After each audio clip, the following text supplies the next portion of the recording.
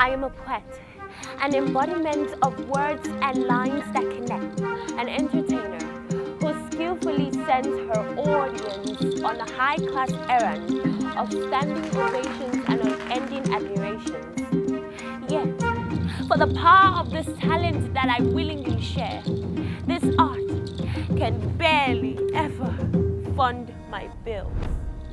A great observer is always a great writer or philosopher, and these are the qualities embedded in a poet. A poet sees the world from a completely different frame, and guess what? Poetry has never been about rhyme scheme, but a way you choose to share, but a way to share the way you see the world uniquely, to give them a lasting impression in the human mind.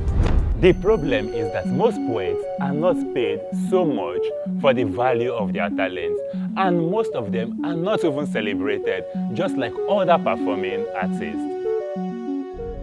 Poets should start productizing their talents. They should start creating singles upon singles addressing specific themes. For instance, a poet should look at creating an album with various singles addressing a particular issue in the society.